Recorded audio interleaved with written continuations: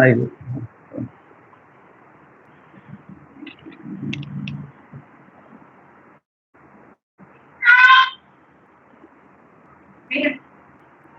जर तुमचं या आणलीचं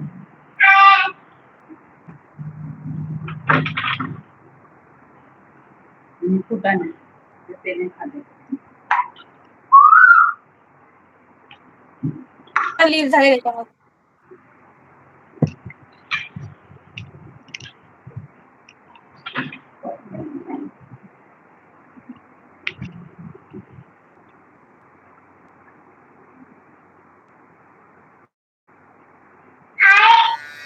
शंखं चक्रं जलौकां दधतम् अमृतघटं चारुदोर्भिश्चतुर्भिः सूक्ष्मा स्वच्छातिहृद्याञ्शुकपरिविलसन् मौलिमम्भोजनेत्रम् कालाम्भोदोज्ज्वलाङ्गम् कटितटविलसत् चारुपीताम्बराढ्यम् वन्दे धन्वन्तरिं तं निखिलगदवन प्रौढदावाग्निलीलम् रागादिरोगान् सततानुशक्तान् अशेषकाय प्रसृतानशेषान् औत्सुक्यमोहारतिदाञ्जघान यो पूर्ववैद्याय नमोऽस्तु तस्मै नमोऽस्तु तस्मै नमोऽस्तु तस्मै नमोऽस्तु तस्मै.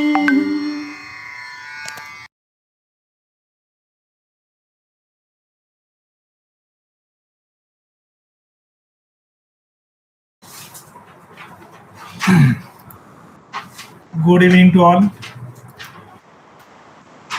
सगळ्यांना माझा आवाज येतोय?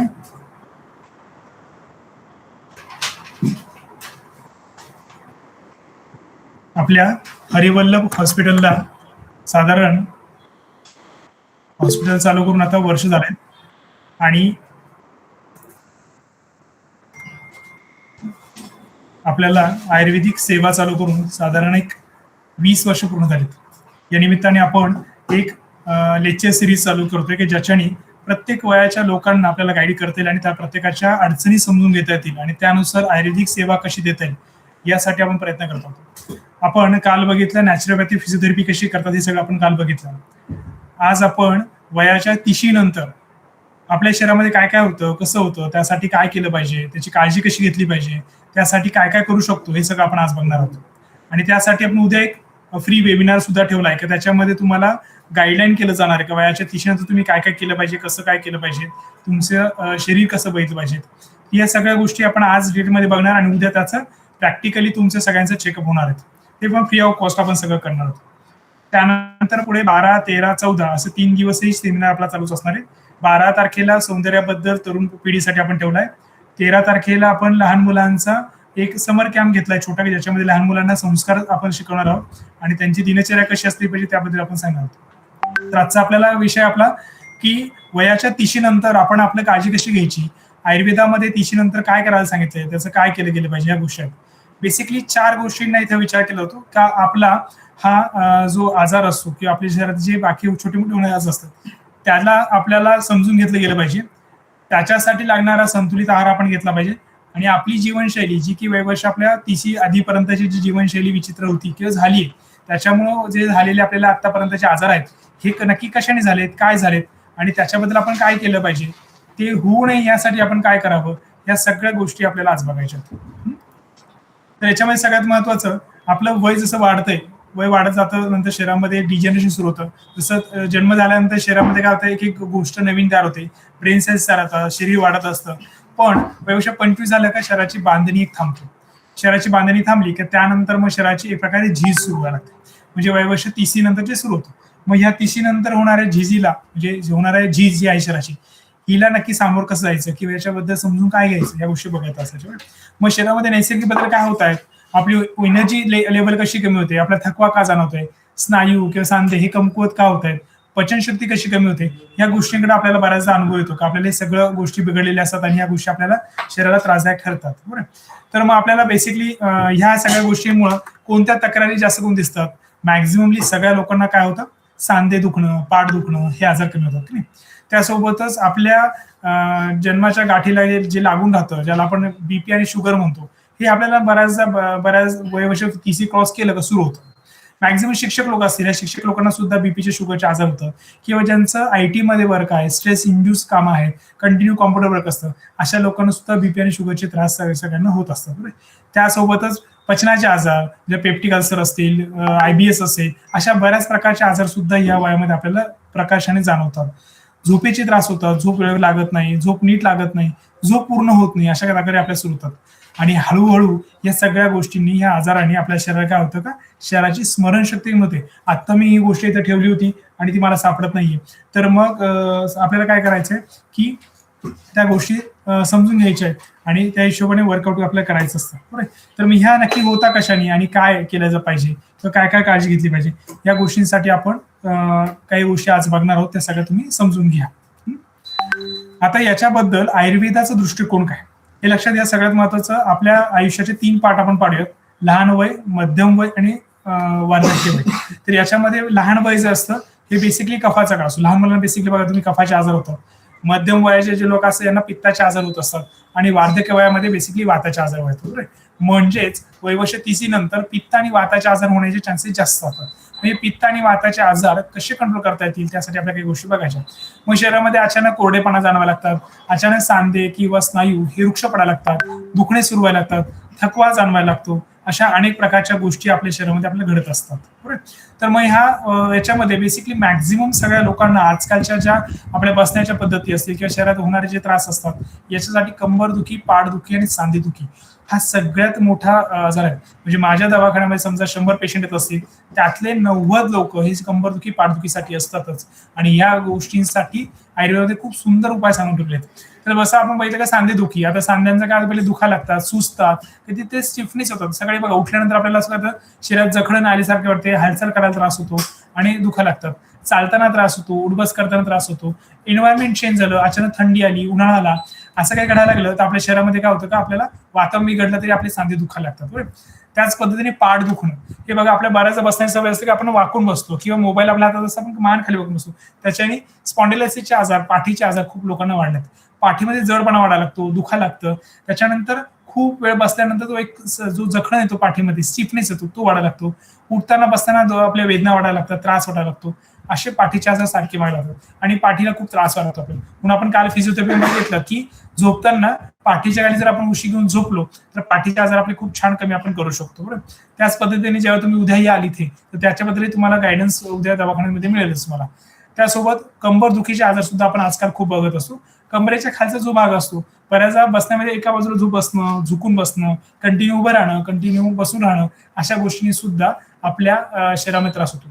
दुसरी गोष्ट, बऱ्याचदा आपल्या वेळोवेळी जेवण केल्यामुळे अचानक वजन वाढतं. या वजन वाढण्यामुळे सुद्धा आपली कंबर दुखते. कमरेचा जो मणका असतो, तो मणक्यामध्ये सुद्धा या वजनामुळे शरीरात त्रास होतो. तुम्हाला मी दाखवतो, तुमच्या लक्षात येईल तर आपल्या शरीरामध्ये नक्की ही घटना कशी घडते.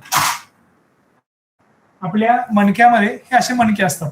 बरोबर. म्हणजे ही पुढची बाजू आणि ही मागची बाजू. बरोबर. ही पुढची बाजू जी असते ही असा कर्व असतो, ही मागची बाजू आहे सगळी, आपलं डोकं इथं असतं आणि ही मागची बाजू असते. आणि ही जी पुढची बाजू आहे ही सगळी आपली पुढची, म्हणजे इथं पोट असतं.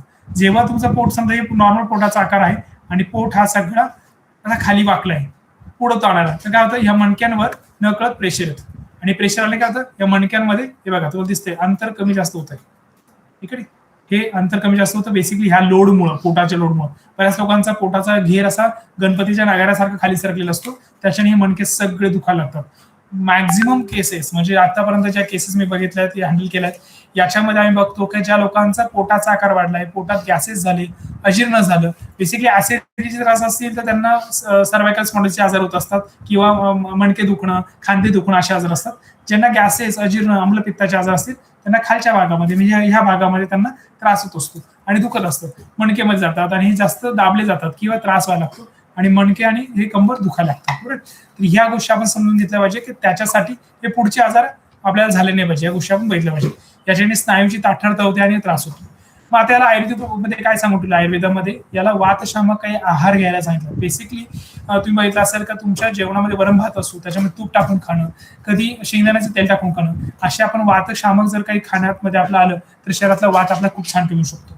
त्याच पद्धतीने आठवड्यातून एकदा, की जसं आपण दिवाळीमध्ये अंगाला तेल लावतो, मालिश करतो, त्या पद्धतीने आठवड्यातून एकदा तरी आपण आपल्या शरीराला तेलाची मालिश केली पाहिजे, ज्याच्याने आपले मणके हे जागे राहू शकतात आणि सांध्यांमध्ये वात वाढू शकत नाही. त्यासोबतच आपला योगा आपण केला पाहिजे, रोजच्या हलक्या हालचाली आपण केला पाहिजे, शरीराला वळण दिलं पाहिजे, सॉफ्टनेस असतो. पण माझं म्हणणं नाही की आपला रोज जमणार आहे, पण आठवड्यातून एकदा जो सुट्टीचा दिवस असतो त्या दिवशी तरी आपण योगासन व्यायाम केले पाहिजे, की ज्याच्याने आपल्या मणक्यांना सांध्यांना वळण मिळेल. सोबतच तुमच्या शरीरातले आजार, समजा तुम्ही आहार व्यवस्थित पाळताय, योगासन करतायत, आठवड्यातून एकदा तेलाची मालिश करताय, तरीही तुमचं हे दुखणं कमी होत नसेल तर तुम्ही जवळच्या डॉक्टरांना दाखवून तुमची आयुर्वेदिक औषध घेऊन ते दुरुस्त करून घेतले पाहिजेत. त्यासोबतच काही पंचकर्माचे उपचार सुद्धा, काही क्रोनिक आजार, म्हणजे आता आमच्याकडे असे आहेत का लोक मणके पूर्ण वाकडे झालेले आहेत, अशा लोकांना सुद्धा ते मणक्यांचे आजार खूप त्रासदायक ठरतात.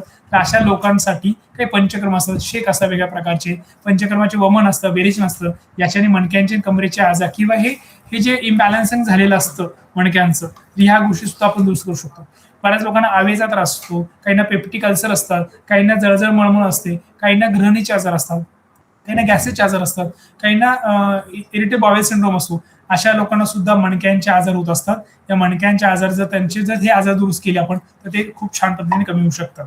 त्याच्यासाठी काही टिपिकल पद्धतीने मालिश शेक किंवा वमन विरेचन किंवा काही शेकाचे प्रकार असतात, त्याला पोटली शेक म्हणतात.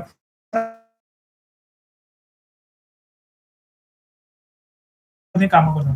आपल्या आयुर्वेदिक दवाखान्यामध्ये साधारण 20-25 वर्षापासून आपण बघतोय का लोकांचे बेसिकली गुडघे दुखणं, हा तुम्हाला गुडघा दिसत असेल तर गुडघा जो असतो, गुडघा दुखण्याचे कारण काय असतात की चुकीच्या पद्धतीने चालणं किंवा कंटिन्यू असं बसण्यात आलं, तर बसण्यात आल्यानंतर काय होतं, इथला जो हे दिसते तुम्हाला मणक्याच्या याच्या इथं जी गादी असते ती गादी खराब होते, किंवा चुकीच्या पद्धतीने चालणं याच्याने जी मुवमेंट आहे ही खराब व्हायला लागते.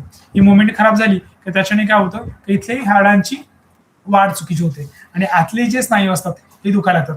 म्हणून बघा बऱ्याचदा दुखण्याचे प्रकार कसे असतात, एक तर पुढं दुखतं, साईडला दुखतं, किंवा इकडच्या साईडला दुखतं, किंवा बॅक साईडला दुखत असतं, बरोबर. तर ह्या गुडघ्यांच्या दुखण्यामुळं आपल्या चालण्या उठण्यापासून त्रास व्हायला लागतो आणि चालण्या उठ बस करताना आवाज येतो, कट आवाज बऱ्याचदा तुम्ही ऐकला असेल, तो होत असतो. ह्या सगळ्या दुखण्यांचा विचार करून गुडघ्याची सूज असू दे, गुडघ्याच्या स्नायूंची ताकद कमी असू दे, गुडघ्यांमधलं पाणी कमी झालेलं असू दे, किंवा त्याचं वंगण कमी झालेलं असू दे, किंवा आतले जे स्नायू असतात हे जरी खर्मिनिस्क ज्याला म्हणतात, हे जरी खराब झालेले असते, याच्यासाठी आपण एक प्रभावी औषध बनवलंय जे की खूप वर्षापासून आपण वापरतोय. त्याचं नाव आहे जाणू संधी शूलर. जाणू म्हणजे गुडघा, लक्षात ठेवायचं, आयुर्वेदानुसार जाणू म्हणजे गुडघा म्हटलंय. त्याच्या सांध्यांना दुखणं कमी करणारं जाणू संधी शूलर तेल आहे. या तेलामध्ये आपण बऱ्यापैकी निर्गुंडी, एरंड तेल, महानारायण तेलाचे काही घटक, दशमूळ, तिळ तेल, अशा बऱ्याच प्रकारचे औषधी वनस्पती जे की आपण ताज्या गोळ्या करतो आणि त्याच्यापासून तेल बनवून या गोष्टींनी आपण ह्या गुडघ्याला सगळ्या प्रकारचे आजार, म्हणजे गुडघ्याचं दुखणं असू दे, गुडघ्याची झीज असू दे, गादीमधलं दुखणं असू दे, किंवा साडीचे जे हे टेंडॉन असतात किंवा मागचे टेंडॉन असतात, हे सगळ्या प्रकारचे गुडघ्यांची दुखणं फक्त या तेलाच्या लावण्याने कमी होतात. फक्त तुम्हाला एवढंच की साधारण 1.5 महिन्यात ते कंटिन्यू लावायचं असतं, त्याच्याने तिथलं दुखणं कमी राहतं. याच्याने गुडघ्याची सांधा जो असतो तो भरून येतो, झीज भरून यायला लागते. हे स्नायूची हालचाल करतात, हे स्नायूंची हालचाल ही खूप छान पद्धतीने होते आणि तुम्हाला चालताना जो आवाज येतो तो कमी व्हायला लागतो आणि कंबर पाठची दुखणे सुद्धा ह्याच तेलाने कमी होऊ शकतात. त्याच्यामुळे फक्त तुम्हाला काय करायचं, दिवसातून 2 वेळा, शक्य झालं तर आंघोळीच्या आधी लावायचं आणि आंघोळीच्या धुवून टाकायचं, किंवा रात्री वेळ मिळाला तर टीव्ही बसल्या बसल्या किंवा तुम्ही रिकामी बसला त्यावेळेस फक्त गुडघ्याला घ्यायचं आणि अलगद तुम्हाला फक्त गुडघ्याला अलगद मालिश फक्त करायची रोज. ही मालिश केल्याने काय का तुमचे सगळे दुखणे गुडघ्याचे थांबू शकतात. त्याच पद्धतीने बऱ्याचदा काय होतं की आपले कधी इथला सांधा असे सांध्यांचे आजार आपल्याला दुखायला लागतात. तरी सांध्यांचे आजार कमी करण्यासाठी आपण संधिवातर एक तेल बनवलंय. हे संधिवातर तेल जर तुम्ही त्या तुमच्या सांध्यांना लावलं, जिरवलं, तर सांध्यांमधलं जे वंगण असते चांगलं जागेवर होतं आणि त्याचे टेंडॉन जे असतात, असे टेंडॉन असते लाल रंगाचे दिसतात ना, असे टेंडॉन असतात की जे सांध्यांची मुवमेंट खूप छान पद्धतीने करतात. तर हे सांध्यांच्या टेंडॉनला खूप छान पद्धतीने आपल्याला बळ देऊ शकतो आणि त्यात ताकद देऊ शकतो. हे लक्षात ठेवायचं. उतरत्या वयामध्ये बऱ्याचदा मी बघितलंय की बरेच लोक, मॅक्झिमम लोक, म्हणजे मी जसं तुम्हाला म्हटलं की दिवसभरात ओपीडी मध्ये समजा 100 पेशंट येत असतील तर त्यातले 70 ते 80% लोकांचं व्हिटॅमिन डी आणि B12 कमी असतं. लक्षात ठेवा सगळ्यांनी, व्हिटॅमिन B12 आणि D3. त्याच्यामुळं तुमचं वय वर्ष 30 झालं का तुमच्या रक्ताच्या तपासण्या तुम्ही करून घेतल्या पाहिजे. या रक्ताच्या तपासण्यांमध्ये तुमचं कोलेस्ट्रॉल कसं आहे, तुमचे व्हिटॅमिन्स कशा आहेत, तुमचं शरीरामधलं लिव्हर फंक्शन कसं आहे, तुमच्या रक्ताचे घटक चांगले आहेत का नाही, या सगळ्या गोष्टी तुम्ही बघून घेतलं पाहिजे. कारण की हे घटक कसे आहेत त्यानुसार तुम्हाला काही गोष्टी शरीरातल्या तुमच्या कळतील. कारण बऱ्याचदा आपल्याला कधी आपण बघितलंच नसतं आणि आपल्याला माहितच नसतं. त्याच्यामुळे शरीरामध्ये वेगवेगळ्या प्रकारचे आजार आपण सहन करत असतो. मी काय म्हणेल, सहन करत असतो. कारण की शरीरात आजार नसतोच, ह्या थकवा असतो, त्याच्यामुळे आपण सहन करतो. मग आपण काय होतो, अरे मी पहिले कसं 4 कामं करायचो, आता 2 कामं केली तर मला थकवा येतो. हे बेसिकली आपल्या शरीरातले व्हिटॅमिन्स आणि शरीरातली ताकद कमी असते तरी होत असतं. म्हणून तुम्हाला लक्षात घ्यायचं आहे की वयाच्या 30 नंतर तुम्हाला तुमच्या रक्ताची तपासणी एकदा तरी तुम्ही करून घेतली पाहिजे. कमीत कमी 1 वर्षामध्ये किंवा 2-2 वर्षांनी तुम्ही रक्ताच्या तपासण्या करून ते समजून घेतलं पाहिजे. जवळच्या डॉक्टरकडे जाऊन ते समजून घेतलं पाहिजे. याच्यासाठी लक्षात ठेवायचं, ज्यावेळेस समजा शरीरामध्ये काही डिफिशियन्सी आहे, म्हणजे तुमचं रक्त कमी आहे किंवा काही व्हिटॅमिन्स कमी आहे, याच्यासाठी ॲलोपॅथिक औषधांचा शक्यतो सपोर्ट घ्यायचा नाही, किंवा घेतला तरी तात्पुरता घ्यायचा आणि तो जास्त दिवस घ्यायचा नाही. तर त्याची सवय लागते. शरीराला तुम्ही आयतं दिलं गेलं तर मग शरीर काय करतं तेच घेतं. उदाहरणार्थ समजा तुम्ही घरात बसताय आणि रोज तुम्हाला 10,000 रुपये दिले जाते, महिनाभर तुम्हाला जर 10,000 रुपये दिले गेले, महिन्यानंतर तुमच्या लक्षात येईल तुम्हाला काम करायची सवयच राहणार नाही, बरोबर नाही, आणि परत बाहेर करायची काम आहे. सेम त्याच पद्धतीने तुमच्या शरीरामध्ये जर तुम्ही काही केमिकल म्हणजे व्हिटॅमिन्स असतील, कॅल्शियम असतील, हे तुम्ही जर कंटिन्यू शरीराला देताय तर शरीर काय करणार, शरीर ते बनवणारच नाही आणि शरीरात तुम्ही जे खाऊ घालताय त्याला त्याच्यापासून ते ऑब्झर्व करणार नाही. त्याच्यामुळे लक्षात घ्यायचं तुम्हाला की ह्या गोष्टी तुम्हाला समजून घ्यायच्या की शरीरामध्ये व्हिटॅमिन्स किंवा शरीरामध्ये तुमचे ज्या गोष्टी असतात ह्या प्रॉपर तुमच्या शरीरामध्ये सप्लिमेंट आहेत का नाही, यासाठी तुम्हाला डाएट घ्यायचं. तुम्हाला आता एक सगळ्यांना सोपं सांगतो, व्हिटॅमिन B12 साठी जे व्हेजिटेरियन लोक आहेत त्यांनी दूध, तूप, ताक, शेवयाची शेंगा हे त्यांच्या खाण्यामध्ये आलं पाहिजे. जे नॉन व्हेजिटेरियन आहेत त्यांनी चिकन सूप बेसिकली घेतलं पाहिजे किंवा मटन सूप घेऊ शकतात. अंडी, फिश हे शक्यतो टाळायचे, त्याच्यातून शक्यतो व्हिटॅमिन B12 मिळत नाही जास्त प्रमाणात. जी की मार्केटमध्ये आपण बघतो का चीज, पनीर, दही, लस्सी असं घ्यायला सांगतात, पण याच्याने पित्ताचे आजार होण्याची शक्यता असते. ज्या लोकांना पित्ताचे आजार नसतील त्यांनी दही किंवा श्रीखंड जर खाल्लं तर त्यांना व्हिटॅमिन B12 शरीरात खूप चांगलं होतं. अजून सोपा उपाय तुम्हाला सांगून ठेवतो की आपल्या बॅक्टेरिया गट म्हणजे आपल्या पोटातले जे बॅक्टेरिया असतात, ज्याला गुड बॅक्टेरिया म्हटलं जातं, हे गुड बॅक्टेरिया तुम्हाला जर वाढवायचे असतील किंवा चांगले करायचे असतील तर तुम्हाला ताक हे तुम्ही तुमच्या जेवणामध्ये अधूनमधून ठेवलं गेलं पाहिजे. ताक जर तुम्ही चांगल्या पद्धतीने घेतलं तर शरीरामधले जे पोटातले बॅक्टेरिया खूप चांगल्या पद्धतीने तयार होतात आणि शरीरात कोणत्या प्रकारचे आजार होत नसतात. म्हणून तुमच्या जेवणामध्ये ताकाचं तुम्ही येऊ द्या, किंवा सोपा उपाय ज्वारी भाजायची, नागली भाजायची, त्यात ताक टाकून त्याचं छान सूप बनवून घेतलं तरी खूप छान पद्धतीने तुम्ही करू शकता. किंवा रवा घ्या किंवा ज्वारी बाजरी घ्या, त्याच्यामध्ये ताक टाकून त्याचे मस्त छान डोसे बनवा. असं आंबवलेल्या पदार्थांसारखं तुम्ही ते करून घेऊ शकता, ते खाऊ शकता. ह्या पद्धतीने जर तुमच्या खाण्यापिण्यात आलं, तुमच्या शरीरातले बॅक्टेरिया चांगले होऊ शकतात आणि ते बॅक्टेरिया तुमच्या शरीरात चांगले असतील तर तुम्हाला कोणत्या प्रकारचे घ्यायचं नाही. आणि ह्या ताकामध्ये पण शक्य तुम्हाला झालं तर गाईचं ताक कधी पण वापरायचं. गाईचं दूध, तूप आणि ताक ह्या शरीरासाठी पचायला हलके असतात. पण जर समजा तुम्हाला भूक जास्त लागते आणि तुम्हाला असं वाटतं नाही मी पचवू शकतो, तर तुम्ही म्हशीचं दूध, तूप, ताक तुम्ही घेऊ शकता, कारण की थोडेसे पचायला हेवी असतात. लक्षात ठेवा, कधी पण गाईला फिरवल्यानंतरच गाय दूध देते, म्हशीला फिरवायची गरज नसते. म्हशीला तसं बसून ठेवते ती दूध देऊ शकते. म्हणजेच काय, गायचं दूध हे पचायला हलकं त्याच्यामुळेच असतं. गाय वेगळ्या प्रकारच्या वनस्पती खाते आणि गायच्या दुधातून आपल्याला पोषक तत्व जास्त मिळतं. म्हणून गायीला जास्त महत्व जातं दुधामध्ये, ताकामध्ये, तुपामध्ये, म्हणून ते वापरायचं. पण तुम्हाला असं वाटतं मला पचनशक्ती वाढवायची, वजन वाढवायचे, त्या पेशंटला सुद्धा आपण त्यांची प्रकृती बघून म्हशीचं दूध किंवा तूप किंवा ताक आपण त्यांना घ्यायला सांगत असतो, बरोबर. तर अशा पद्धतीने तुमच्या खाण्यामध्ये व्हिटॅमिन B12 तुम्ही घ्यायचंय. आणि जर तुम्हाला शरीरातले सांधे खराब होत आहेत, सांध्यांचा आवाज येतोय, कट कट कट कट आवाज येतोय, तर त्या सांध्यांच्या भरून काढण्यासाठी तुम्हाला एक सगळ्यात सोपा उपाय तुम्हाला सांगून ठेवतो, जो की तुम्ही सगळ्यांनी आठवणीने करा घरी, बरोबर. कारण की आम्ही बघितलंय का खूप वयस्कर लोक आमच्याकडे येतात, सांधे झिजलेले असतात, गुडघे झिजले असतात, डॉक्टर ऑपरेशन सांगतात आणि त्या गुडघ्यांमधून आवाज येत असतो. त्याच्यासाठी सगळ्यात बेस्ट आणि महत्वाचा औषध म्हणजे काय, लक्षात ठेवायचं, तुमच्या सगळ्यांच्या घरात असतं, त्याला म्हणतात खोबरं. घरात सुकं खोबरं असं नाही, ते सुकं खोबरं घ्यायचं आणि ते चावून चावून खायचं. आणि चावून चावून खाऊन ते तुमच्या रोजच्या जे खाण्यात आलं काही गुडघ्यामधले सगळं वंगण भरून येतं. इतकं सोपं उपाय. कारण की तुम्ही बघा, कोकणात तुम्ही कधी गेला तर तिथं नारळाचं तेल वापरतात. त्या नारळाच्या तेलामुळे त्यांचे काही सांधे बिघत नाही. लोक किती बारीक असू देत, किती वजन उचलू शकतात, एवढं त्यांच्या गुडघ्यामध्ये ताकद असते. म्हणजे आम्ही जे कोकणातले पेशंट बघतो ना, त्यांना गुडघ्यांच्या सांध्यांचे आजारच नसतात मॅक्झिमम. त्याच्यामुळे या गोष्टी लक्षात ठेवायच्या की नारळ तुमच्या खाण्यात आलं की जी की आपण भाजीमध्ये टाकू शकतो, किंवा नाही मिळालं तर तुम्ही कच्चं सुद्धा चावून चावून खाऊ शकता. जर काही लोक मला कंप्लेंट पण करतात, सर आम्ही खोबरं खाल्लं आम्हाला ऍसिड झाली की पित्त झालं. ज्यांना खोबरं खाल्ल्यामुळे पित्त होत असेल त्यांनी खोबऱ्यासोबत 2-3 ओव्याचे दाणे चावून खायचे, ज्याच्याने ऍसिडिटी होत नाही आणि खोबरं पचतं आणि ज्याच्याने वंगण चांगलं तयार होतं आणि शरीराला सांध्यानं बळतं. सांध्यांचे आजार तुम्ही खोबरं खाल्लं का विसरून जायचं. म्हणून जर शरीरामध्ये व्हिटॅमिन D कमी पडत असेल किंवा कॅल्शियम कमी पडत असेल तर तुमच्या खाण्यामध्ये खोबरं आणि खारीक हे तुमच्या खाण्यामध्ये आलं पाहिजे. याच्याने शरीरातलं व्हिटॅमिन D आणि कॅल्शियम तुमचं सहजगत्या तुम्ही घरच्या घरी बॅलन्स करू शकता. त्याच्यामुळे तुमच्या जेवणामध्ये त्या गोष्टी तुम्ही वाढवा आणि त्या गोष्टी घ्या.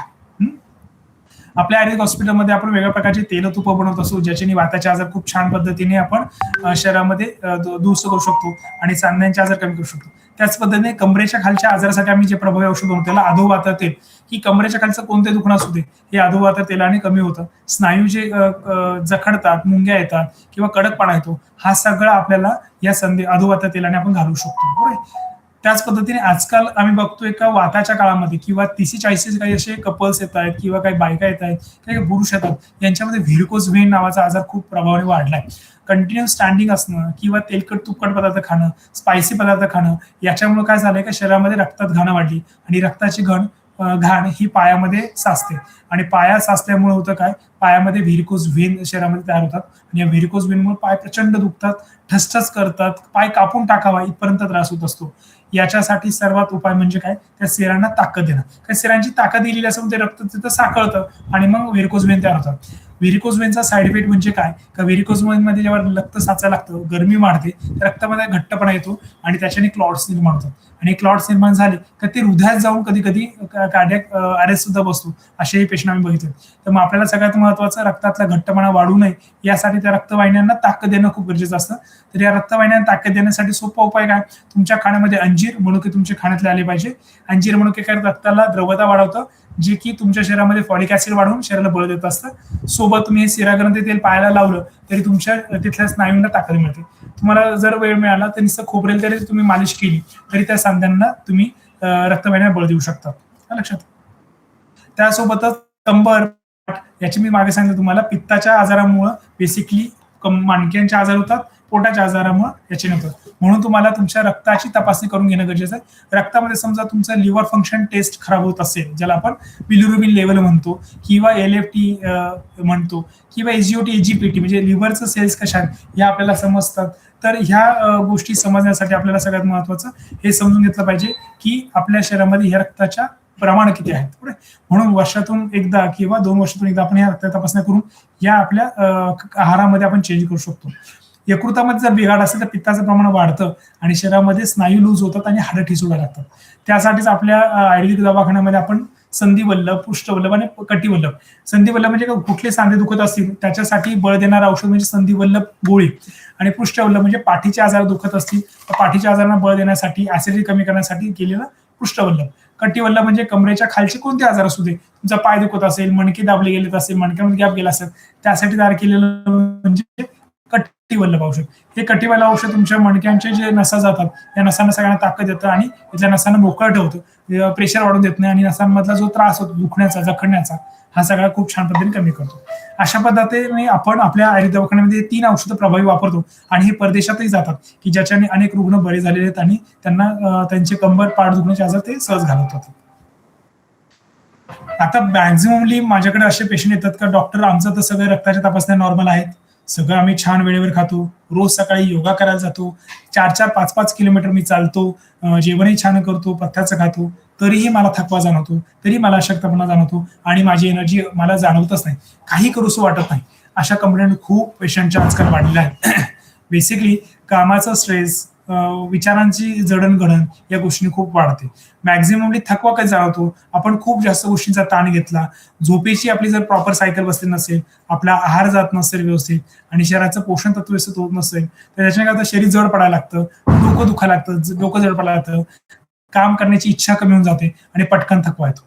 अशा वेळेस आयुर्वेदामध्ये काही वनस्पती सांगितलं ज्याला अश्वगंधा, शतावरी किंवा आवळ्याचा चवनप्राश किंवा गुळवेलीच्या काढ्याचा तुम्ही काढा करून घेतला, दुधामध्ये शिरपाक करून घेतला तरी तुमच्या शरीरामध्ये बळ वाढू शकतं. आणि सगळ्यात सोपा उपाय का तुमच्या जेवणामध्ये गाईचं तूप असलं पाहिजे. जसं मग मी तुम्हाला शरीरामध्ये गाईचं तूप चांगलं आलं तर पित्त कमी राहतं आणि ह्या थकवा शरीरातलं खूप छान कमी करू शकतो.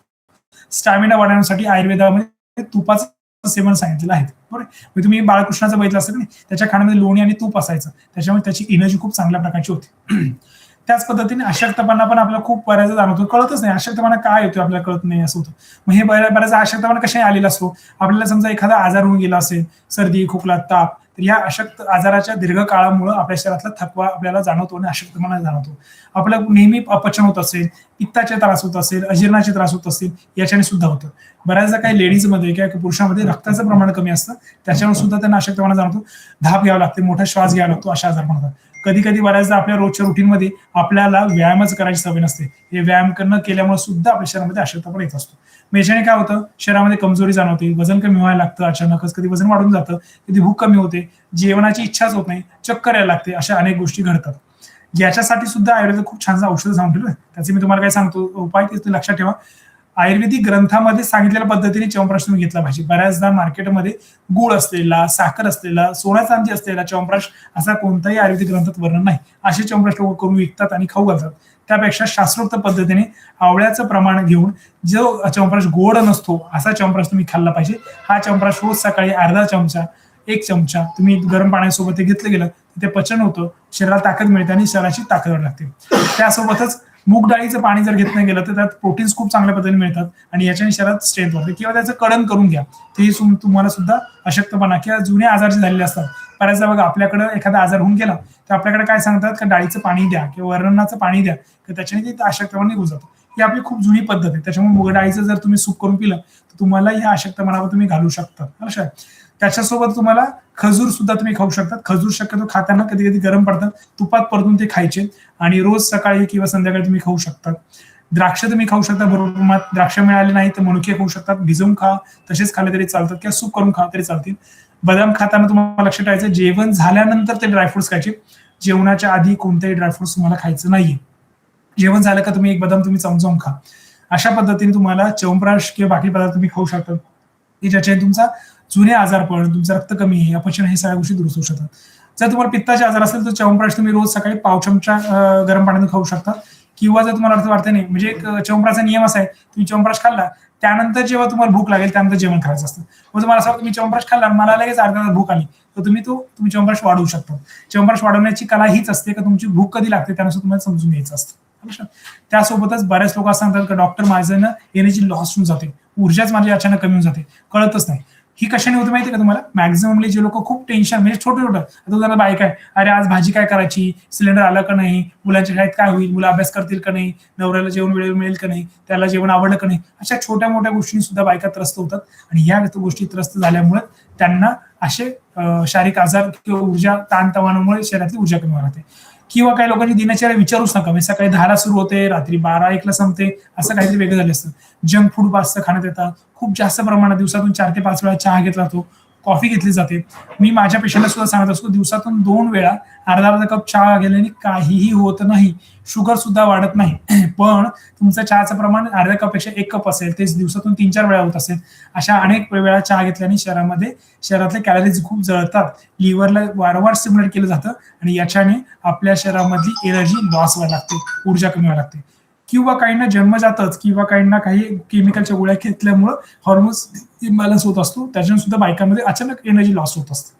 याच्याने काय होतं, नेहमी थकवा आल्यासारखं वाटतं, नेहमी आळस वाटतो, कोणत्याच गोष्टी लक्ष लागत नाही, चेहऱ्यावर नेमकी असं निस्तेजपणा आलेला असतो, उत्साह कमी असतो. कोणी काय म्हटलं अरे चल आपण पिक्चर जाऊ, नको, नाही चल आपण जेवायला जाऊ, नको, प्रत्येक गोष्टीला असं निगेटिव्हिटी वाढत जाते आणि हा एनर्जी लॉस आपल्या जाणवतो. याच्यासाठी सुद्धा आयुर्वेदामध्ये खूप सुंदर अशी छान औषध सांगते. जसं मी आता तुम्हाला सांगतो, शिलाजीत आहे, अश्वगंधा आहे, गुळवेल आहे, सगळ्यात महत्त्वाचं ब्राह्मी, आणि सगळ्यात बेस्ट सगळ्यात औषध म्हणजे तूप. बरोबर, हे तूप तुमच्या जेवणात आलं की सगळ्या गोष्टी तुमच्या येतील. मग आता तुम्ही याच्यासाठी काय कराल? सगळ्यात मग तुम्हाला एक घरगुती काही गोष्टी सांगतो. तुम्हाला थकवा कमी करायचा आहे, अशक्तपणा कमी करायचा आहे, एनर्जी लेवल तुम्हाला वाढवायची, तर काय करायचं? सगळ्यात मग तुमची झोप पूर्ण झाली पाहिजे, वेळेवर झोप झाली पाहिजे आणि ती झोप गाढ झाली पाहिजे. झोप खंडित असेल किंवा लागत नसेल तर ती गोष्ट तुम्ही नीट करा, त्याच्याने तुमच्या शरीरातला अशक्तपणा कमी होतो. सोबत रोजचे रोज तुम्ही योगा चालू करा, प्राणायाम चालू करा, याच्याने तुमच्या शरीरामधली एनर्जी लेवल वाढायला लागेल, स्टॅमिना वाढायला लागेल. रोजचं जेवण तुमचं ताजं, हलकं आणि पौष्टिक असलं पाहिजे, ज्याच्याने शरीरामध्ये चयापचय प्रक्रिया तुमची चांगली होऊ शकते. रोज कमीत कमी हलक्या हालचाली, कमीत कमी हालचाली ज्या असतात आपल्या वामव्य म्हणतो ते तरी कमीत कमी करा. ताणतणाव कमी करायचा प्रयत्न करा. ज्या गोष्टींची गरज आहे त्यांचा विचार करा, अकारण गोष्टींचा विचार करणं बंद करा. मन आनंदी ठेवा, स्वतःला आनंदी ठेवण्याचा प्रयत्न करा, प्रसन्न ठेवा. त्यासाठी तुम्ही आध्यात्मिक गोष्टी, स्पिरिच्युअल गोष्टी सुद्धा तुम्ही वापरू शकतात. आणि तुमची दिनचर्या ही रोज नियमित अशी पाळली गेली, तुमच्या शरीरातली एनर्जी लेवल खूप सुंदर वाढते, बळ वाढतं आणि तुम्ही स्वतःला एनर्जेटिक ठेवू शकता. आपण बरेच लोक बघतो आणि तुम्ही किती एनर्जेटिक कुठून आणतात, तर हे गोष्टी ते पाळतात, त्याच्यामुळे त्यांच्या शरीरामध्ये एनर्जी लेवल वाढते. म्हणून नियमित दिनचर्या, योग्य आहार आणि योगा हा केला तर तुमचा थकवा जाईल. पौष्टिक आहार, रसायन औषधं आणि विश्रांती घेतली तर तुमचा अशक्तपणा जाऊ शकतो. योगासन, प्राणायाम आणि योग्य आहार घेतला तुमची एनर्जी 100% वाढणार. या गोष्टी तुम्हाला रोजच्या रोज नियमित करायच्यात. ह्या अनेक गोष्टींमुळे बघितलं मी का लोकांना झोपच लागत नाही. झोप लागणं खूप दुरापास्त झालंय किंवा काहींना झोप कशी घ्यायची हे सुद्धा माहित नसतं. ते सकाळी उठलं तर आळसच शरीरात वाटतो, आळस येतो. किती म्हणजे 7-8, 8-8, 9-9, 10-10 तास झोपतात, सकाळी 10ला उठतात तरी असं वाटतं झोप झाली नाही, परत झोपा असं वाटतं. हा आळसपणा शक्यतो शरीरातील झोप पूर्ण न झाल्यामुळे होत असतो. बऱ्याचदा विचारांची देवाणघेवाण, शरीरातील आजारपण, ऍसिडिटी, वाताचे आजार याच्याने सुद्धा होतो. मग या सगळ्या गोष्टीसाठी मनाचे विचार कंट्रोल कसे आणायचे, शरीराचे दोष कसे बॅलन्स करायचे, यासाठी आपल्या हरिवल्लभ आयुर्वेदिक हॉस्पिटलमध्ये निद्रा वल्लभ म्हणजे अनुस्पर्शाच्या अंडर आपण निद्रा वल्लभ ह्या गोष्टी आपण हे करत असतो. तर त्या गोष्टी आपण शक्यतो अशा वेगळ्या प्रकारच्या वनस्पतींचा संग्रह करून त्याच्यापासून निद्रा वल्लभ गोळी बनवली की ज्याच्याने छान झोप लागते, ज्या गोळीची सवय लागत नाही. मॅक्झिममली झोपेच्या गोळीचा आपला साईड इफेक्ट काय होतो की आपण समजा शरीरामध्ये झोपेच्या गोळीची सवय लागली की ती गोळी घेतलीच नाही तर झोप लागत नाही. काही लोक 3-3, 4-4 गोळ्या घेतात तरी त्यांना झोप लागत नाही. अशा बऱ्याचदा आपण ह्या गोष्टी बघत असतो. त्याच्यामुळं त्याला सोपा उपाय म्हणून आपण जो हर्बल आहे तर ह्या हर्बल गोष्टीसाठी आपण काय केले काही हर्बल वनस्पती म्हणजे ब्राह्मी असते, जटामांसी, शंखपुष्पी असतील तर याच्यामध्ये आपण हे करतो या निद्रावल्लभ गोळीची तयारी केलेली आहे. बरोबर. मग याच्याने काय झोपे छान लागते, ताण कमी होतो, स्ट्रेस कमी होतो आणि आपल्या शरीरामध्ये येणारे विचार हे पण करू शकतो. बरोबर. याच्यासोबत तुम्हाला काय करायचं, तुम्हाला झोपेच्या वेळा पाळायच्या. जेवण रात्रीच हलकं ठेवायचं, सकाळचं जेवण पोटभर करा. त्याच्यानंतर तुम्हाला ध्यान, प्राणायाम, योगासना करायची. स्क्रीन टायमिंग तुम्हाला कमी करायचं आहे, मोबाईलचा टायमिंग तुम्हाला कमी करायचा, ज्याच्याने मेंदू कंटिन्यू जो ऍक्टिव्ह राहतो तुमचा स्टेबल होतो. तुम्ही करून बघा, संध्याकाळी 8:30-9 वाजले की मोबाईल बाजूला ठेवून द्यायचा. तो सकाळी उठल्यावर घ्या, वाटलं सकाळी उठल्या घ्या तुम्ही, पण नाही रात्रीचं तुम्ही 8:30-9 तास मोबाईल बाजूला ठेवला का स्क्रीनिंग टाइम कमी झाला का तुमच्या मेंदूला झोप छान लागायला लागते. झोपेसाठी वेगळं औषध घ्यायची गरज पडत नाही. मन शांत ठेवणं, त्याला विचार चांगलं करणं या गोष्टी घेतात. तर ह्या गोळी जर रात्रीच्या 2 गोळ्या घेण्यात आल्या तर अतिशय सुंदर पद्धतीने मानसिक ताण छान कमी होतो, स्ट्रेस लेवल कमी होते आणि झोप छान लागायला लागते. लक्षात. तर तुम्हाला ह्या गोष्टी सगळ्या समजून घ्यायच्यात. बेसिकली आता मॅक्झिमम कोणत्या गोष्टी येतात, पचनाच्या समस्या येतात, भूक न लागणं, ऍसिडिटी, वेळेवेळी भूक लागणं किंवा बद्धकोष्ठता अशा आजार पण आपल्याला घडू शकतात. याच्यासाठी सुद्धा आपण वेगळ्या प्रकारचे काही औषधं ठेवून ठेवली. पचनासाठी आपण पाचक वल्लभ औषध तयार करून, अजीर्ण ज्यांना होतं त्यांना अजीर्ण वल्लभ नावाची गोळी ठेवली. कंटिन्यू गॅस होऊन पोट गच्च होतं यांच्यासाठी भास्कर वल्लभ नावाची गोळी केली. खूप प्रचंड प्रमाणात पित्त तयार होतं त्यांना पित्त वल्लभ किंवा कामवल्लभ अशा प्रकारच्या गोळ्या तयार केल्यात. आणि ज्यांना पोटाची तक्रार असतात, पोट साफ होत नाही त्याच्यामुळे पित्ताचे आजार होतात, यांच्यासाठी रेचक आपण ठेवलं. तुमच्या पचनाचे आजार पोट साफ न होतं यासाठी मार्केटमध्ये त्रिफळा चूर्ण नावाचं चूर्ण मिळतं. ते तुपामध्ये मिक्स करून गरम पाण्यातून घेतलं का पोटाचे आजार खूप छान सुंदरपणे जाऊ शकतात. किंवा तुम्हाला औषध नाही घ्यायचं, संध्याकाळच्या वेळेस 5-6 वाजेच्या वेळेस तुम्ही ग्लासभर दूध घेऊन तूप घालून ते घेतलं गेलं पाहिजे. याच्याने खूप सुंदर पद्धतीने तुम्ही शरीरातलं पचनशक्ती होऊ शकतात. तुपामुळे काय आतड्याला वायलिंग होतं आणि शरीरामधले व्हिटॅमिन डिफिशियन्सी जी येते ही खूप छान काढू शकतो. कारण मार्केटमध्ये मिळणारे जे व्हिटॅमिन B12, D3 हे जे गोळ्या औषध असतात त्याची आपल्याला खूप जास्त सवय लागते. डॉक्टर बऱ्याचदा डोळे झाकून प्रेस्क्राईब करतात, पित्ताची गोळी देतात, अँटीबायोटिक देतात आणि व्हिटॅमिन देऊन टाकतात आणि म्हणतात ते घ्या आणि त्याच्याने बरे व्हा. याच्यामुळे सगळ्यात महत्वाचं काय की तुम्हाला ते व्हिटॅमिन शरीरात वारंवार कमी होऊ नये याची काळजी तुम्हाला घ्यायची. त्यासाठी तुमच्या खाण्यात तूप आणि ताक या गोष्टी कंपल्सरी तुम्ही घेतल्या गेल्या पाहिजेत. लक्षात. याच्यानंतर वयाच्या आता पूर्वी बघा की पूर्वी आपल्या आजी आजोबांना बीपी आणि शुगरचे आजार पाहिलेत. मी आता इतके पेशंट बघतोय का वयाच्या 20 म्हणजे काही माझ्याकडे एक मुलगा आहे तो 15 वर्षाचा आहे, त्याला बीपी आणि शुगरचे आजार आहे. शाळेत जाताना त्याला बीपी आणि शुगरचे औषध घेऊन जावे लागतात आणि खूप अवघड बसतं त्या मुलाला. ना खेळता येतं, ना त्याला कुठं ट्रेकिंगला जाता येतं, प्रवास करता येत नाही, सगळं टाळावं लागतं, खाणं पिणं सांभाळावं लागतं, लहान वयातच त्याला पथ्य पाळावे लागतात. तर हे कशामुळे वाढलंय का बऱ्याचदा आपल्या आजी आजोबांच्या काळामध्ये पित्ताचे आजार पण त्यांना होते, बीपी शुगरचे आजार पण होते. तिथून पुढच्या पिढीसाठी ज्यावेळेस प्रेग्नन्सी राहिली गेली तशी झाली. पूर्वी आपल्या आजोबांना 70-80 मध्ये होत होती, आता आपल्या आई वडिलांच्या आजार पिढीमध्ये आपल्याला बीपी शुगरचे पेशंट दिसतात. आताची जी आपली पिढी यांना 30-40 मध्येच होते, पुढची पिढी जी येणार आहे त्यांना 20-25 मध्ये बीपी शुगर लागणार आहे. त्याच्यामुळे तुम्हाला बीपी शुगर समजून घेणं गरजेचं आहे. बीपी शुगर कंट्रोल करणं ह्या ट्रीटमेंटचा पार्ट नाही, हे समजून घ्या. माझ्याकडे बरेच पेशंट आहेत, डॉक्टर नाही आमच्याकडे बीपी कंट्रोल आहे, शुगर कंट्रोल आहे. म्हटलं गोळी बंद करून बघा, गोळी बंद केली तर लगेच वाढून जातं. मग तुम्ही दुरुस्त काय केलं ना, तर नुसतं तुम्हाला कंट्रोल करायचं नाही, तुम्हाला तो दुरुस्त करायचा आहे. लक्षात घ्या, बीपी शुगर थायरॉइड हे दुरुस्त होऊ शकतात, फक्त तुम्हाला ती सुरुवात कशी झाली हे समजून घ्यायचं असतं. बरोबर. उदाहरणार्थ ब्लड प्रेशर आहे, ब्लड प्रेशरची लक्षणं काय असतात, डोकं दुखा लागतं, चक्कर लागते, छाती धडधडायला लागते, थकवा येतो, चिडचिड होते. ह्या वेळेस जर समजा तुम्ही जर बघितलं तुमचा बीपी जर राईज असेल, म्हणजे उदाहरणार्थ नॉर्मल व्हॅल्यू असते 120/80, बरोबर आहे, 120/80 असं असतं.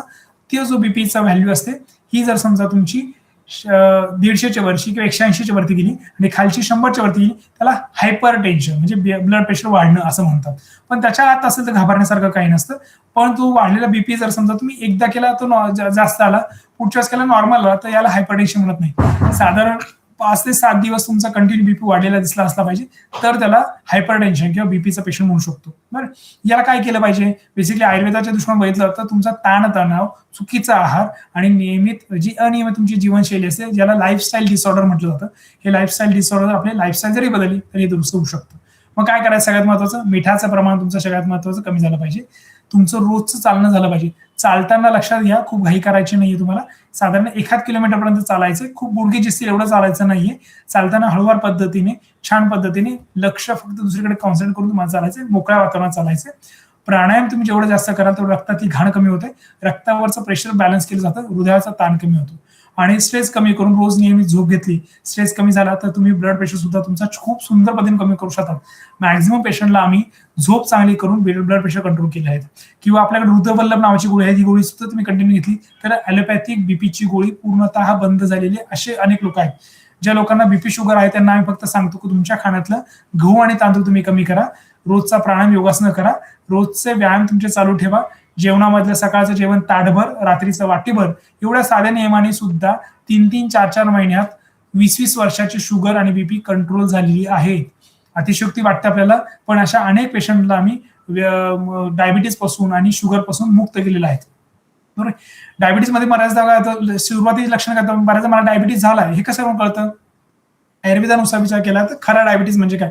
फक्त रक्तामध्ये शुगर दिसते म्हणजे याला डायबिटीज म्हटलं जात नाही. सगळ्यात महत्वाचं कोणतं लक्षण दिसतात? वारंवार लघवीला जावंसं वाटणं, रात्री बेरात्री लघवीला उठावंसं वाटणं, खूप तहान लागणं, अशा प्रकारे म्हणजे थर्स्टी होतं, पाणी प्यावंसं वाटणं, अशा गोष्टी करतात. थकवा जाणवतो, वजन अचानक कमी किंवा जास्त व्हायला लागतं आणि आपल्याला एखादी जखम झाली ती उशिरा भरते, तर समजायचं आपल्याला डायबिटीजची सुरुवात झाली आहे. अशा वेळेस खाऊन चेक केलं पाहिजे, तर त्याच्याने आपल्याला कळतं. बऱ्याचदा HbA1c नावाची टेस्ट निघाली, त्या टेस्टनी पण सुद्धा कधी आपल्या शुगर आहे की नाही कळतं.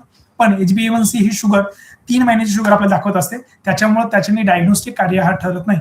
तर तुमची ज्यावेळेस मला HbA1c जास्त दिसला तर तुम्ही काय करायचं? उपाशी पोटी आणि खाऊन अशा प्रकारची तुम्ही शुगर चेक करायची. अशा त्यासोबतच आयुर्वेदानुसार तुमचा आहार किंवा दिनचर्या किंवा व्यायाम हे संतुलित ठेवलं तुम्ही सगळ्या गोष्टी जागे करू शकता. तर आता शुगर कंट्रोल करण्यासाठी सगळ्यात महत्त्वाचं काय करायचं? तुमच्या खाण्यामधला गहू आणि तांदूळ तुम्हाला कमीत कमी करायचं. हे लक्षात घ्या, गहू हा पंजाबमधून आलाय आणि महाराष्ट्रीयन लोक खातात, तांदूळ हा कोकणातून आलाय आणि महाराष्ट्रीयन लोक खातात.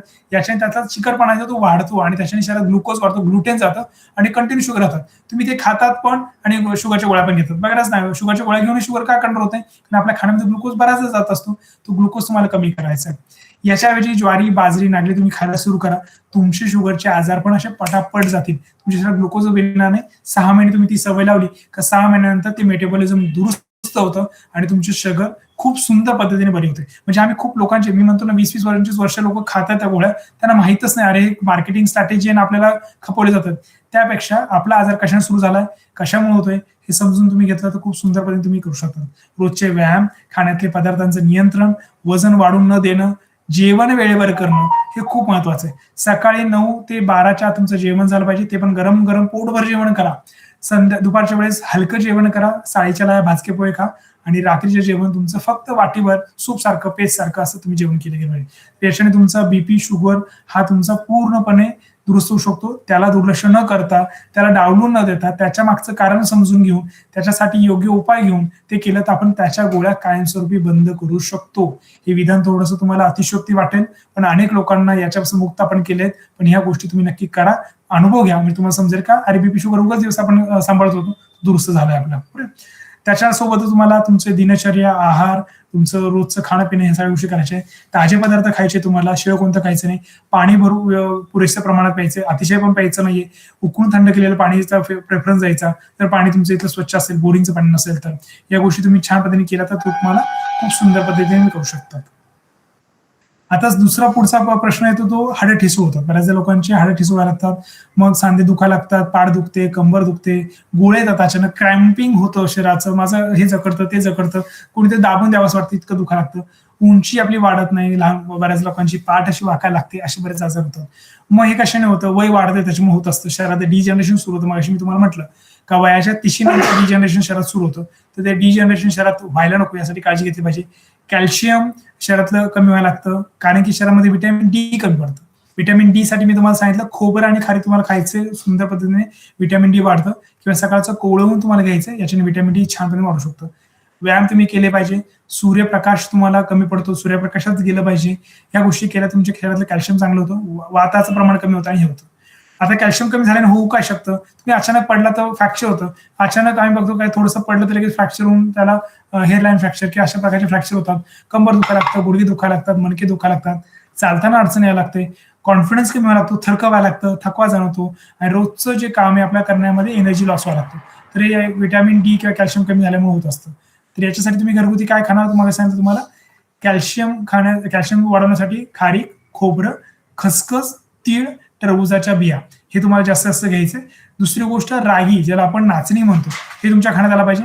रागी छान भाजायची, त्याचा शिरा करा, रागीमध्ये ताक टाकून त्याचे डोसे बनवा, रागीची भाकरी करून खा, त्याची पेज करून घ्या, त्याचे लाडू करून खा, असे वेगळ्या प्रकारचे रागीचे पदार्थ तुम्ही करू. रागी म्हणजे आपली नाचणी म्हणजे ज्याला पण आपण नागलीचे पापड म्हणतो की नाही, ते तुमच्या ते खाण्यात आलं पाहिजे, त्याच्याने होतं.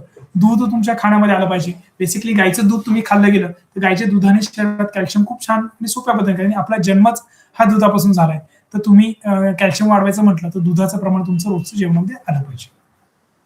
त्याच्यानंतर रोजचा हलका व्यायाम सांगितलं तुम्हाला, कमीत कमी सूर्यनमस्कार घाला, तुमचे व्यसन असेल ते व्यसन बंद करा, या गोष्टी केल्या. रोजच्या आठवड्यातून एकदा तुम्ही शरीराला तेलाची मालिश करायची सवय लावली तर शरीरामध्ये स्नायू लवचिक राहतात आणि जखडण येत नाही त्यांना, कंबर दुखणं, पाठ दुखणं हे कमी होतं. आयुर्वेदातली जाणू बसती, कटी बसती किंवा अभ्यंगम हे तुम्ही करून घेतलं तर वाताचे प्रमाण कमी करू शकतात. पंचकर्म उपचार तुम्ही वर्षातून एकदा करून घेतलं, किंवा पावसाळ्यामध्ये आता जून जुलै येतो तर त्यावेळेस माझ्याकडे बरेच पेशंट बस्ती करून घ्यायला येतात. बस्तीने खूप सुंदर पद्धतीने वात कमी होतो. आपण हजारो पैसे खर्च करतो वात कमी करण्यासाठी, चुकीचे औषध घेतो, शरीर खराब करून घेतो, पण आपण हेल्दी उपाय करून घेत नाही आणि वात वाढून घेतो. त्याच्यामुळे हे उपाय नक्की करून घ्यायचे.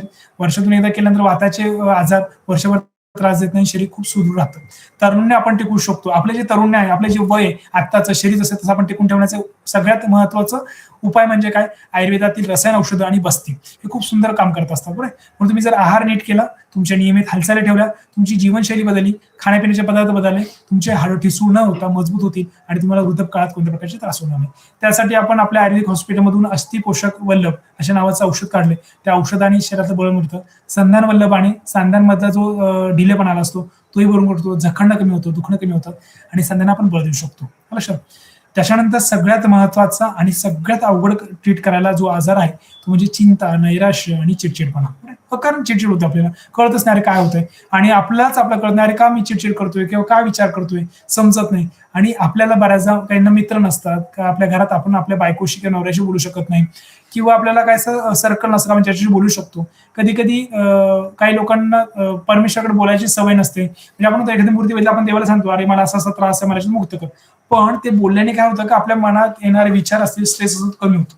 म्हणून आपल्या हरिवल्लभ हॉस्पिटलमध्ये आपण धन्वंतरीचं मंदिर केलंय. त्याच्यामध्ये आपण पेशंटला सांगतो तुमच्या डोक्यात काय ते सगळं सांगून द्या त्याला, ज्याने तुमचा जडपणा, स्ट्रेस टेन्शन हा कमी होऊन जातो. म्हणून तुम्ही एक तर कोणाशी तरी संवाद साधला पाहिजे ज्याच्याने तुम्हाला स्ट्रेस टेन्शन तुमचं कमी होऊ शकतं. पण आता स्ट्रेस टेन्शन नक्की आहे हे कशाने समजायचं? मग लक्षात घ्यायचे काही सिम्पटम असतात. म्हणजे तुम्हाला सतत तुम्ही काही गोष्टींची काळजी वाटते, तुम्हाला कशाची पण काही पण, अरे मी सगळं लवकर उठेल का, माझी आंघोळ होईल का, मला जेवण मिळेल का, या छोट्या छोट्या गोष्टींचा विचार करणं हे त्याचे लक्षण आहेत. मन कंटिन्यू उदास राहतं, राग येतो, चिडचिड होते, कारण कोणाची आपल्याला माहिती आहे याला चिडचिड नाही करायला पाहिजे होते, झोप लागत नाही, आपल्याला उगाच एकटेपणा जाणवतो असतो, 4 लोकात असतो तरी आपल्याला एकटेपणा जाणवतो, कामाची जी बॅटरी असते आपली लो झाली असते, उत्साह कमी व्हायला लागतो. या सगळ्या गोष्टी ह्या चिंता, नैराश्य, चिडचिडपणाच्या असतात. याचे कारण काय असू शकतात? ताणतणाव, जसं मी सांगितलं तुम्हाला, झोप पूर्ण नाही तुमची, तुम्हाला एकटेपणा, तुम्ही एकट्या राहताय तरी असं होत असतं, वय वाढतंय, मानसिक थकवा तुम्हाला जाणवते, अशा गोष्टी होत असतं. बरं. याच्याच आता काय करायला पाहिजे? सगळ्यात महत्वाचं तुम्ही योगा आणि प्राणायाम आणि रोजचे व्यायाम याच्याने तुमची बॉडी बॅलन्स होते. मनाला कंट्रोल करण्यासाठी प्राणायाम खूप छान कमतो. प्राणायाम म्हटलेले आहे, प्राणायाम कंट्रोल करण्यासाठी योगा आणि प्राणायाम करणं खूप गरजेचं असतं. ध्यानधारणा करणं गरजेचं असतं. सोबतच तुम्हाला तुमच्या मित्रांसोबत वेळ घालवायचा आहे, तुमच्या कुटुंबासोबत वेळ घालवायचा आहे. आज बघा, आज मदर्स डे का नाही, तुमच्या आईला जा, आईला मिठी मारा आणि आईला बोला का थँक्यू आई, तू आजपर्यंत जे आयुष्य मला दिले हे खूप सुंदर आयुष्य आहे आणि ह्या सुंदर आयुष्यामध्ये मला खूप खूप छान गोष्टी मिळाल्या. तर तुम्ही तुमच्या आईला ब्लेसिंग्स दिला पाहिजे किंवा तिला थँक्यू म्हटलं पाहिजे. असंच आपल्या घरातले जे लोक असतात त्यांना ग्रॅटिट्यूड देत नाही आपण, बऱ्याचदा त्यांना विचारत सुद्धा नाही. किंवा आपल्याला बघा, आई आपल्याला फोन करू शकते, तू जेवलास का, खाल्लास का, आपण कधी तिला विचारतो तू जेवली का, काही खाल्लं का, हे आपण विचारत नसतो. तर त्याच्यामुळे ह्या गोष्टी तुम्ही ग्रॅटिट्यूड तुमच्या फादर्सला किंवा तुमच्या फॅमिलीच्या लोकांना किंवा तुमचं लहान मुल आहे तर त्याशी बोला, अरे मला तुझ्याशी बोलताना खूप छान वाटतंय, गप्पा मारताना तू खूप सुंदर बोलतोय, किंवा तू मला पाणी दिलं तर मला खूप छान वाटलं. असं त्यांना ते अप्रिशिएशन तुम्ही द्यायला सुरू करा, की ज्याच्याने तुम्हाला त्या तुमच्या कुटुंबाशी संवाद छान साधायला स्ट्रेस टेन्शन कमी होईल तुम्हाला आणि तणाव कमी वाटायला लागेल. सकारात्मक विचार करायची सवय लावा. बऱ्याचदा आपल्या आयुष्यामध्ये बऱ्याचदा निगेटिव्ह घडत असतं, तरी मग तुम्ही म्हणा का सकारात्मक, डॉक्टर सगळं निगेटिव्ह करते, आम्ही कसं सकारात्मक विचार करायचा. पण लक्षात ठेवा, कोणत्या गोष्टीचा आपण जर पॉझिटिव्ह विचार करायला लागतो तर आपल्या आयुष्यामध्ये पॉझिटिव्ह घडायला लागतं. असे खूप लोक बघितले, आम्ही खूप एक्झाम्पल रोजचे बघत असतो की जे लोक निगेटिव्ह मध्येच असतात त्यांच्या आयुष्यात सगळं निगेटिव्ह करत असतं. आजारपण म्हटलं का आजारपण सुरू होतो, पैशाचे कडकी सुरू होते. त्याच्यामुळं हेल्दी विचार करणं, चांगला विचार करणं, या गोष्टींची सवय लावायची, तर आपल्या आयुष्यामध्ये सकारात्मक गोष्टी घडायला लागतात.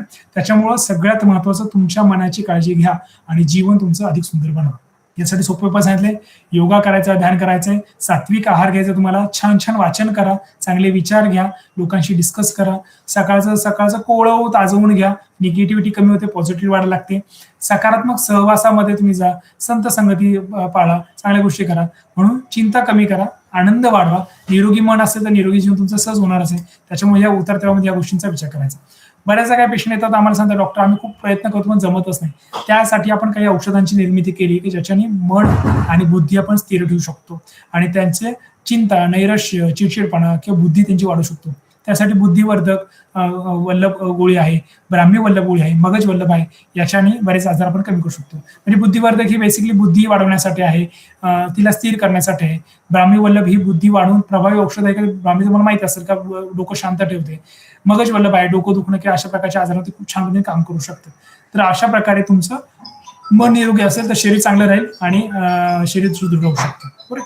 आता बऱ्याचदा खूप लोक येतात, म्हणजे आमच्या दवाखान्यामध्ये बऱ्याचदा काही लोक त्यांच्या वस्तू येतात आणि ठेवून विसरून जातात, त्यांच्या लक्षात पण नसतं अरे आपण हे विसरलो.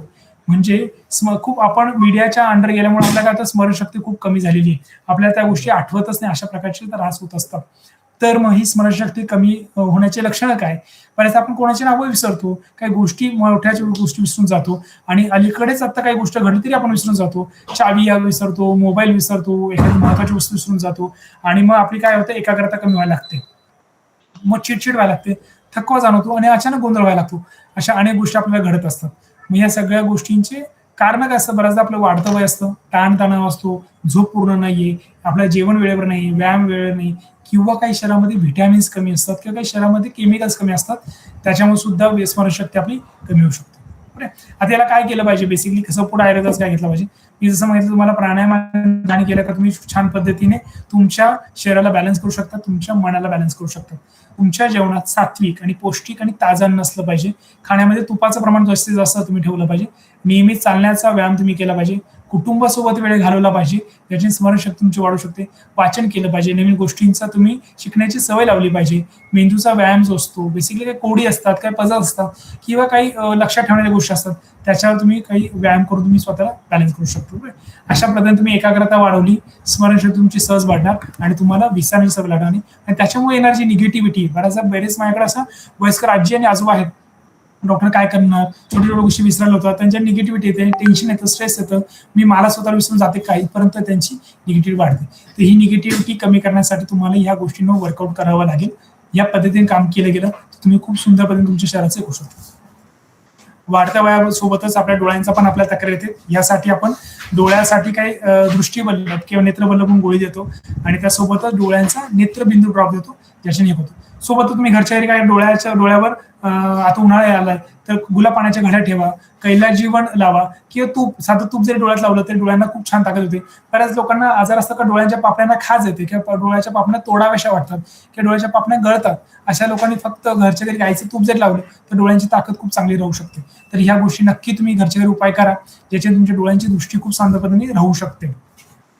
आपल्या आयुर्वेद दवाखान्यात नेत्ररक्षा वल्लभ किंवा नेत्रवल्लभ तुम्ही वापरू शकता. नेत्रश्री वल्लभ याच्याने शरीराचं बळ वाढतं, डोळ्यांचं ताकद वाढू शकते. आणि सगळ्यात भीतीचा आजार जो आहे हृदयाचा, कोलेस्ट्रॉल ज्याला म्हणतो आपण, तर हा सगळा लाईफस्टाईल डिसऑर्डर आहे. म्हणून तुमची जीवनशैली तुम्ही छान बदलली तर तुमच्या शरीरातले जे सगळ्या व्हॅल्यू ह्या जागेवर येतील, हृदयाचे आजार तुम्हाला होणार नाही. मॅक्झिमम पेशंट आमच्याकडे येतात की ज्यांचे LDL HDL जे लिव्हर फंक्शन टेस्ट वाढलेली असते आणि तब्येत बारीक असते. मग ते म्हणतात आम्हाला डॉक्टरने सांगितलं कोलेस्ट्रॉल खाऊ नका, तूप खाऊ नका हे सांगितलं असतं. पण हे लक्षात ठेवायचं, LDL HDL वाढणं किंवा कोलेस्ट्रॉल वाढणं हे फक्त आणि फक्त शरीरात चरबी वाढण्यानेच होत असं नाही. ते रक्तातली चरबी आहे. तुमच्या रक्तामध्ये जर उष्णता वाढली तर ती उष्णता कमी करण्यासाठी शरीर स्वतः तिथे चरबी वाढवतो, ज्याला आपण LDL HDL म्हणतो. बघा चटका बसला आपल्याला फोड येतो का नाही, मग तिथं फोड कसं काय येतो, कारण चटका जो बसलाय त्याच्यामुळे जे डॅमेज होते ते डॅमेज होऊ नये मग पाणी गोळा केलं. तर सेम त्याच पद्धतीने रक्तामध्ये जेव्हा उष्णता वाढते ती उष्णता कमी करण्यासाठी आपल्या शरीरामध्ये कोलेस्ट्रॉल वाढवलं जातं. म्हणून अशाच काय करायचं, उष्णता कमी करण्याची ट्रीटमेंट घेतली की कोलेस्ट्रॉल तुमचं नील होतं. कोलेस्ट्रॉलची औषधं खाण्याची गरज नाही, ती घेऊ पण नाही, लक्षात ठेवा. त्यासाठीच हृदयाच्या आजारासाठी आपण रुद्रवल्लभ एक औषध तयार केलं, ज्याच्याने ब्रेन, हृदय, किडनी आणि यकृत ह्या चारही गोष्टींवर ताकद येतं. कसाही बीपी असू दे, कमी असू दे की जास्त असू दे, याच्याने तो नियंत्रित केला जातो. रुद्रवल्लभ नावाची गोळी आपली ज्याच्याने ते कमी करते. सगळ्यांच्या लक्षात आलं. तुम्हाला काय करायचं, तुमचा रोजचा आहार नियंत्रित करायचा आहे, व्यायाम तुम्हाला रोज करायचे, मन आनंदी ठेवायचंय. या त्रिसूत्री तुम्ही जर खूप छान पद्धतीने सांभाळल्या तर तुमचं मन आनंदी राहील, शरीर तरुण राहील आणि तुमचं वार्धक्य जरी आलं तुम्ही आहे तसा दिसायला लागाल. आणि या गोष्टीची काळजी घ्यायची. याचं सगळ्यात महत्त्वाचं सूत्री आहे का, तुम्ही वेळेवर जेवण करणं, ताजं अन्न खाणं, आनंदी राहणं आणि व्यायाम करणं. या 4 गोष्टी केल्या तर तुमचं वय तुम्ही सांभाळू शकता. वय तारुण्य तुम्ही जपू ठेवू शकता. वय किती वाढू देत तर तुमचं शरीर आहे तसं तुम्ही ठेवू शकता. ठीक आहे, लक्षात आलं सगळ्यांच्या. खूप सोपे उपाय, पण आपण काय करतो, खूप अवघड शोधतो, रिवायटल किंवा अशा काही गोष्टी शोधतो आणि ज्याच्याने आपण उगाच शरीराला सवय लावतो. तसं न करता या गोष्टींकडे तुम्ही लक्ष दिलं तर ह्या गोष्टी खूप जागेवर छान येऊ शकतात. असं ठीक आहे. कोणाला काही क्वेश्चन असतील तर विचारा, म्हणजे आपण त्याच्यावर डिस्कशन करूया. हा बोला. हा सर, ते पेप्टिक अल्सर आणि ड्युडेनल अल्सरवर नेमकं कोणता उपाय केला पाहिजे, आयुर्वेद केला पाहिजे का ॲलोपॅथीमध्ये केलं पाहिजे, नेमकं सांगा त्याच्याविषयी. खूप छान प्रश्न विचारला निलेश. हे लक्षात घ्या, सगळ्यात महत्वाचं पेप्टिक अल्सर म्हणजे काय हे समजून घ्या. पेप्टिक अल्सर म्हणजे काय, तुमच्या आतड्यामध्ये, उदाहरण तोंड आहे की नाही, तुमचं तोंडामध्ये लाळ असते आणि त्याला तुम्ही काही तिखट खाल्लं तर लागत नाही आपल्याला. अल्सर म्हणजे काय, जे वेळेस तुमचा हा कोटिंग जो असतो आपल्या आतड्यांचा किंवा कशाचा, तो कोटिंग गेल्यानंतर शरीरामध्ये ऍसिड असतंच, लक्षात ठेवायचं. आपण जे खातो ते ऍसिड निर्माण होत असतं. तर त्या आतड्यामध्ये जिथं ओलावा पाहिजे तो ओलावा कमी झाला, स्निग्धपणा कमी झाला आणि ऍसिड डायरेक्ट तर तिथे काय जखमा तयार होतात. मग त्या पेप्टिक ज्यूसमुळं जे जखमा होतात त्याला पेप्टिक अल्सर म्हणतात, लक्षात ठेवायचं. हा काय तुमच्या खाण्याच्या पदार्थामुळे होत नाही. ज्यावेळेस आपल्या शरीरामध्ये ऍसिडिटी चुकीच्या पद्धतीने तयार होते आणि ते आतले लेअर असतात, ते लेअर खराब झाले, त्या पेप्टिक ज्यूसमुळे ज्यावेळेस अल्सर निर्माण होतं पेप्टिक अल्सर म्हणतात. म्हणून तुम्हाला ऍसिडिटी त्रास असेल प्रत्येक पेप्टिक अल्सर असेलच असं नाही. पेप्टिक अल्सर कधी लक्षात घ्यायचा, तुम्ही खाल्लं आणि पोट दुखायला लागलं लगेचच्या लगेच, तर त्याला समजायचं पेप्टिक अल्सर असतं. बरोबर. मग याच्यामध्ये 2 प्रकार असतात. पेप्टिक अल्सर म्हणजे तुमच्या पुढच्या टोकाला आणि डिओडेनल अल्सर म्हणजे खालच्या भागाला, अशा 2 प्रकारचे अल्सर मिळतात. काही लोकांना मोठ्या आतड्यामध्ये सुद्धा जखमा दिसतात किंवा आतड्याच्या शेवटी म्हणजे संडाच्या जागेवर सुद्धा जखमा, ज्याला आपण फिस्टुला म्हणतो, अशा प्रकारचे सुद्धा आजार याच्यामध्ये होत असतात. असं याच्यासाठी काय करायचं, सगळ्यात महत्त्वाचं तुमच्या जेवणामध्ये ताजं अन्न, मी माझ्या सांगितलं तुम्हाला हे करायचं. गहू तांदूळ तुम्हाला पूर्णतः बंद करायचा 6 महिने. तर त्याच्याने शरीरामध्ये ऍसिड वाढत नाही, कारण ते जो ग्लुकोज असतो ना, तो ग्लुकोजचं कन्व्हर्जन ऍसिडमध्ये खूप फास्ट होतं. तुम्ही बघा पोळी, गहू, तांदूळ खायला काय ऍसिडिटी पटकन वाढते. तुम्ही ते बंद करा. ज्वारी, बाजरी, नागलीवर शिफ्ट व्हा. तुमच्या लक्षात येईल काय, अल्सर निर्माण होऊन बंद व्हायला लागतं. महत्वाचं ते अल्सर निर्माण होणं बंद झाले, पित्त वाढतच नाही. पित्त वाढल्याने कशाला त्रास होत नाही. डिओडेनल अल्सर कमी होतात आणि पेप्टिक अल्सर कमी होतात. याला दुरुस्त करायचं सगळ्यात सोपा उपाय काय, गाईचं दूध जर तुम्हाला पचलं तर, पण जर अल्सर असलं तर बाळाचं पचन होत नाही, मग त्यांनी तूप वाढवायचंय. तुपामध्ये पण खूप वेगवेगळ्या प्रकारचे तूप असतात. रसघृत असेल, दाणेमध्ये घृत असेल, कल्याण घृत असेल, महाकल्याण घृत असेल, कुष्ठांग घृत असतील, महाकुष्ठांग घृत असतील, अशा प्रकारची औषधी सिद्ध तुप जर घेण्यात आली, पेप्टिक अल्सर पूर्णतः बरा होऊ शकतो. फक्त आणि फक्त याच्यामध्ये 2 नियम महत्वाचे आहेत. आहारावर पूर्ण आणि तरच पेप्टिक अल्सर बरा होतो. नाही तर आम्ही बघितलं बऱ्याच पेशंट आम्ही क्युअर करतो 2-3 महिन्यामध्ये, पण ते त्यांचा स्ट्रेस वाढून परत ते पेप्टिक अल्सर करून घेतात किंवा चुकीचं खाऊन सुद्धा पेप्टिक अल्सर वाढून घेतात. कारण की लक्षात घ्या, आतल्या अवयवाचा आजार आहे, त्याच्यामुळे तुमचं चुकलं कधी बिघडून जातं, ते वाढत जातं. म्हणून तुम्हाला काय करायचं, या 2 गोष्टींवर नियंत्रण पाळायचं. एक म्हणजे तुमचा आहार कमीत कमी 6 महिने तुम्हाला कडक पाळायचा आहे, आणि दुसरं म्हणजे तुमचे मानसिक विचार. या दोन्ही गोष्टी तुम्ही सोबत जर केल्या तर आणि तरच पेप्टिक अल्सर, ड्युओडेनल अल्सर आणि IBS म्हणजे इरिटेबल बाउल सिंड्रोम किंवा अवयवाचा आजार हा बरा होऊ शकतो. नाही तर याचं कन्व्हर्जन तुमच्या मानसिकतेवर होतो, स्ट्रेस टेन्शन येतं, कारण गोष्टींची चिडचिड होणं, त्रागा होणं असं या कन्वर्ट होत असतं. मग या गोष्टी तुम्हाला टाळायची, लक्ष ठेवायची. सर हे आयुर्वेदिकनुसार पूर्णपणे बरा होतो, किती महिन्यात बरा 100% बरा होतो, हे लक्षात घ्या. आयुर्वेदानुसार जाऊ द्यात, ॲलोपॅथीनुसार जाऊ द्यात किंवा होमिओपॅथीनुसार जाऊ द्यात, आजार बरा कशाने होतो हे समजून घ्या. सगळ्यात महत्वाचं आजाराचे कारण काय हे समजून घ्या. तुम्ही जर त्याला कारण दिलंच नाही, उदाहरणार्थ समजा तुम्हाला सर्दी झाली, तुम्हाला सवय का रोज दही खायची, तुम्ही दही बंद केलीच नाही, तुम्ही ॲलोपॅथिक औषध घेतलं सेट्रिजिन नावाचं तरी तुमची सर्दी जात नाही, तुम्ही आयुर्वेदिक गोळी घेतली सर्दी सीतबलय चूर्णासारखं ते चाटं घेतलं तरी तुमची सर्दी जात नाही, किंवा तुम्ही होमिओपॅथिक औषध घेतलं तरी जात नाही, तुम्ही नाकाचं ऑपरेशन केलं तरी सर्दी जात नाही. कारण की काय करताय, तुम्ही रोज दही खाताय. लक्षात आहे ना, तुमच्या कारण काय हे तुम्हाला समजून घ्यायचंय. आजाराचं कारण तुम्हाला समजलं, ज्याच्यामुळे तुम्ही आजार वाढवलाय, तुमचा आजार काय तुम्ही विकत नाही आणलाय, तुम्ही काहीतरी गोष्टी चुकलात म्हणून तो आजार तुमच्यापर्यंत आलाय, तर त्या चुका तुम्हाला थांबवायच्या आहे. आणि त्याच्यासाठी दुरुस्तीसाठी लागणाऱ्या पथ्य म्हणून किंवा त्याच्यासाठी आता जो बिघाड झालाय तो वाढू नये यासाठी जे पथ्य असतात ती तुम्ही 100% पाळली, आजाराशी तुम्ही 100% जिंकू शकता. आपल्याला हे कोणी सांगत नाही, ॲलोपॅथी डॉक्टर सांगतात की तुम्ही खात राहा आणि शुगरच्या गोळ्या पण खात राहा, हे दोन्ही गोष्टी सोबत चालतात. म्हणून शुगर दुरुस्त होत नाही, कंट्रोल केली जाते फक्त, लक्षात ठेवायचं. जर तुम्हाला शुगर दुरुस्त करायची असेल तर तुम्हाला कमीत कमी 6 महिने गहू आणि तांदूळ पूर्णतः बंद करावा लागेल, तर तुमचं शुगर कंट्रोल कायमची होऊ शकते. Okay okay, thank you sir. अजून कोणाला काही डाऊट्स आहे याच्यामध्ये? खूप सुंदर प्रश्न विचारला, कारण बऱ्याचदा ह्या गोष्टी आपल्याला कोणी सांगत नाही आणि माहीतच नसतात. या अशा गोष्टी आपल्याला प्रॅक्टिकली माहीत असल्या पाहिजेत, जे की आम्हाला काय रोज प्रत्येक पेशंटला सांगणं शक्य होतं. म्हणून आपण हा वेबिनारचा विषय मांडलाय का सगळ्या विषयांचं इथे एका वेळेस आपल्याला डिस्कशन करता येईल असं. सर म्हणजे आयुर्वेदिक अशी काही औषधं घ्यावं लागते का दुसऱ्या याच्यामध्ये, पेप्टिक अल्सर, ड्युओडेनल अल्सर?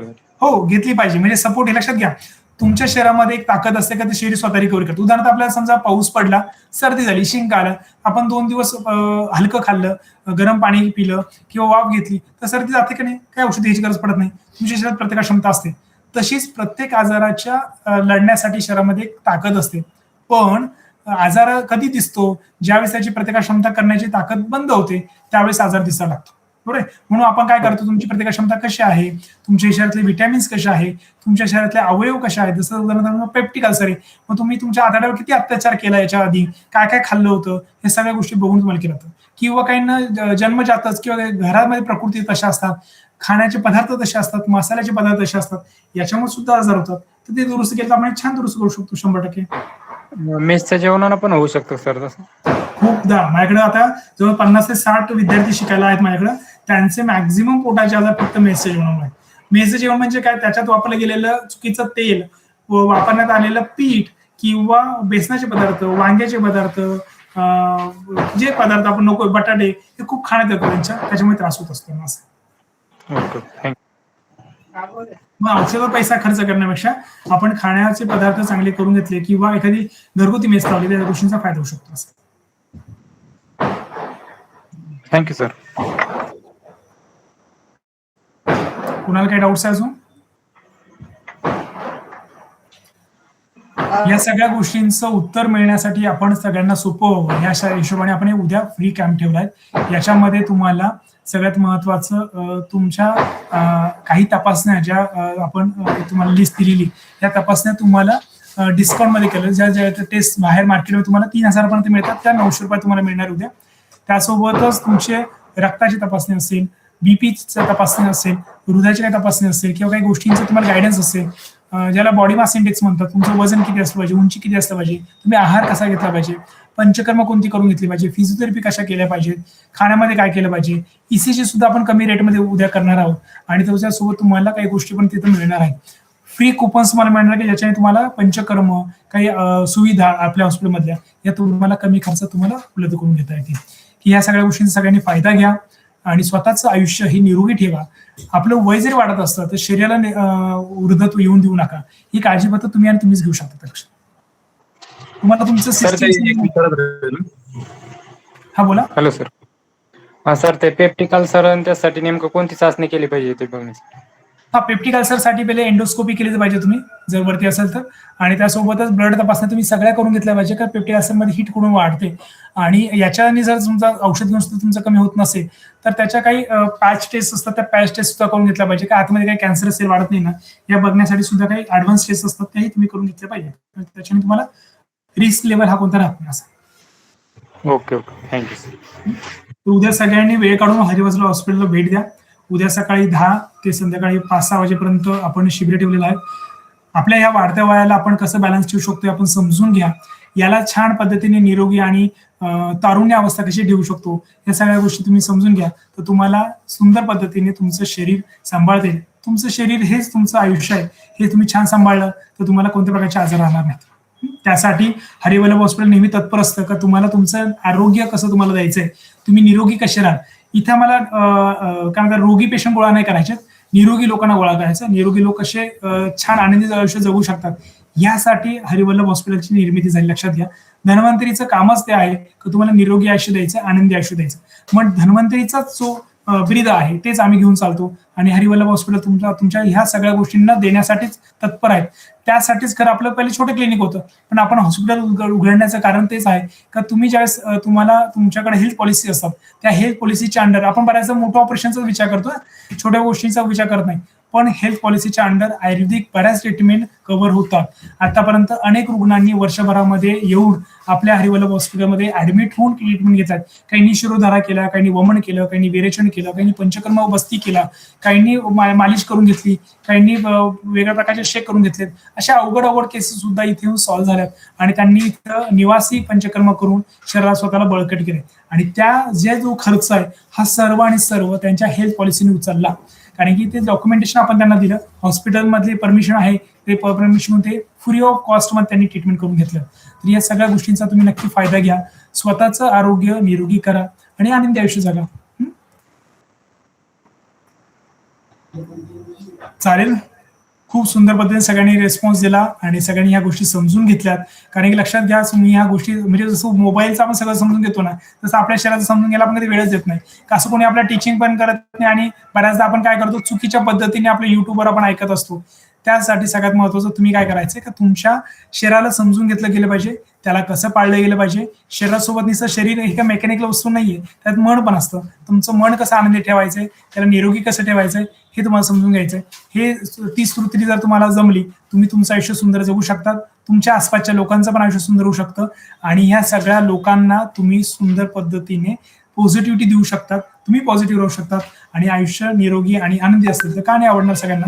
त्याच्यामुळे तुमचं प्रेझेंटेशन सुद्धा 4 लोकांसोबत चांगलं पडणार. लक्षात. त्याच्यामुळं तुम्हाला निरोगी करण्यासाठी हरिवल्लभ हॉस्पिटल नेहमी तत्पर आहे. त्याचा नक्की तुम्ही सगळ्यांनी फायदा घ्या आणि सगळ्या गोष्टींचा तुम्ही नक्की यूज करून छान आनंदी आयुष्य जगा. चालेल. मग उद्याच्या वेबिनारला आपण उद्याच्या सकाळच्या शिबिराला आपण सगळे भेटूयात आणि स्वतःच शरीरामध्ये काय काय प्रॉब्लेम झालेत, ब्लड आपल्या कसे बिघडलेले आहेत किंवा आपल्या शरीरात काय काय त्रास आहेत या सगळ्या गोष्टी आपण समजून घेऊ आणि त्यानुसार आपलं शरीराला निरोगी ठेवण्यासाठी तुम्हाला गाईडलाईन पण इथून हॉस्पिटलमधून दिलं जाईल. तर त्याच्यामुळे सगळ्यांनी वेळ काढून नक्की या आणि स्वतःचं शरीर समजून घ्या, स्वतःची प्रकृती समजून घ्या आणि शरीराला निरोगी ठेवण्याचं हे करा. चालेल. चलो मग आपण थांबूया तिथेच. सगळ्यांनी वेळ दिला त्याच्यामुळे खूप आभार. ज्या लोकांचं ऐकायचं मिस झालं असेल त्यांच्यासाठी याचं रेकॉर्डिंग तुम्हाला मिळणार आहे. आपल्या हरिवल्लभ हॉस्पिटलच्या युट्यूबला नक्की जा, त्याच्यावर तुम्हाला याची लिंक मिळेल, ते नक्की ऐका. तुम्हाला काही डाऊट्स असतील त्या तुम्ही त्या चॅटबॉक्समध्ये टाकू शकतात किंवा तुमच्याकडे इथे नंबर दिला शेवटी त्या नंबरवर तुम्ही डायरेक्ट व्हॉट्सअपला मला नंबरवर तुम्ही मेसेज करू शकतात आणि तुमच्या काही शंका असतील तर बिंदास विचारा आणि निरोगी आयुष्य जगण्यासाठी प्रयत्न करा. चालेल. नमस्कार. धन्यवाद.